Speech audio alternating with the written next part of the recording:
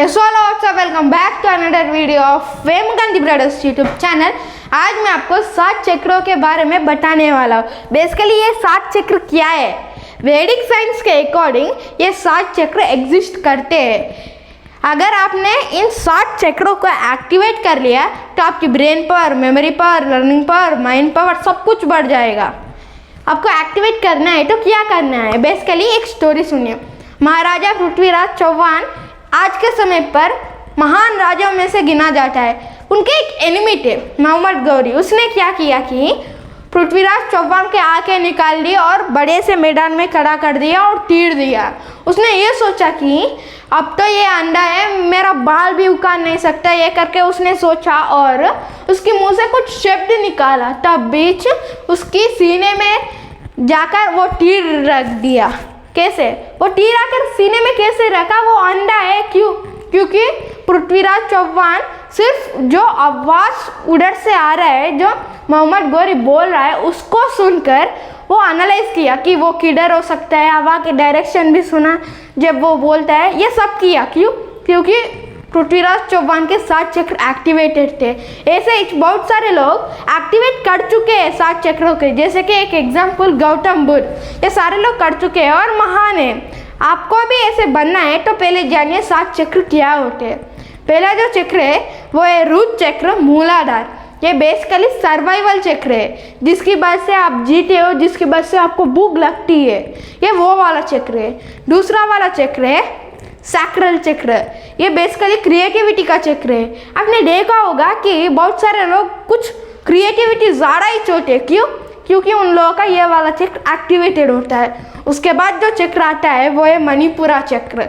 ये basically self believe, self confidence का चक्र है।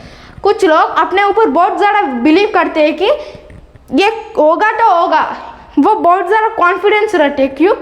उन लोगों का ये माना जाता है कि उन लोगों का ये वाला चक्र एक्टिवेट होता है। उसके बाद अनाटा चक्र है। ये बेसिकली आपका आर्ट चक्र है। ये बेसिकली इमोशंस को कंट्रोल करता है। जैसे कि किसी से प्यार हो गया और ये सबको वो वाला चक्र कंट्रोल करता है। उसके बाद विशुद्ध चक्र। ये विशुद्ध चक्र क्या है? ये बेसिकली ना बहुत सारे चीज़ों को कंट्रोल करता है। एक एग्जाम्पल सुनिए, आपकी वॉइस। कुछ लोगों की वॉइस बहुत ज़्यादा अच्छी होती है। क्यों? क्योंकि उन लोगों का ये वाला चक्र एक्टिव होता है। उसके बाद आखिरी के 2 चक्र है ना, ये बहुत ज़्यादा इंपॉर्टेंट है। अगर आपने इन 2 चक्रों को एक्टिवेट कर दिया तो दुनिया पर आपका राज होगा। 6th वाला चक्र जो है वो है थर्ड आई चक्र। ये बेसिकली आपकी learning power, focus power, mind power, memory power सबको बढ़ा देगा अगर आपने इस चक्र को एक्टिवेट किया तो। 7वां वाला चक्र जो है द क्राउन चक्र है। ये बेसिकली आपके दिमाग को कंट्रोल कर लेता है। जैसे कि आप क्या सोच रहे हैं, क्या थॉट्स आ रहे हैं, इन सबको वो वाला चक्र कंट्रोल करता है। उसके बाद हम इस 7 चक्रों को एक्टिवेट कैसे करें? वैदिक साइंस के अकॉर्डिंग 5 मेथड्स हैं। चलो देखते हैं। पहला जो है स्पाइनल सपोर्ट। एक एग्जाम्पल सुनिए। अगर हम रस्सी को सीधा जोर से खींचे तो वो बीच में से टूट जाएगा ना। ऐसे ही से हमारे स्पाइनल कॉर्ड में बहुत सारे नर्व्स होते हैं। अगर आप हमेशा बेंड रहेंगे तो वो भी टूट सकता है, क्योंकि उसके ऊपर प्रेशर पड़ता है। और ये जो स्पाइनल कॉर्ड है आपकी ब्रेन को सिग्नल्स भेजता है। अगर आप बेंड होंगे, सीधा नहीं होंगे ना, तो ब्रेन के पास सिग्नल्स ठीक से नहीं पहुँचते, तब आपकी दिमाग भी काम नहीं करता है। उसके बाद 2 मुद्रास आते हैं। पहला जो है टार्ता का। एक पेन लीजिए और उसकी कैप खोल लीजिए कर सामने रखें और पेन की निब पर बहुत ज़्यादा कंसंट्रेशन से देखिए। अगर किधर भी डिस्ट्रैक्शन नहीं होना है, अगर कोई भी थॉट्स नहीं आने ब्रेन में, कुछ भी नहीं सोचना है ब्रेन में। अगर आपने ऐसा कर लिया तो आपकी कंसंट्रेशन पर बहुत अच्छी है।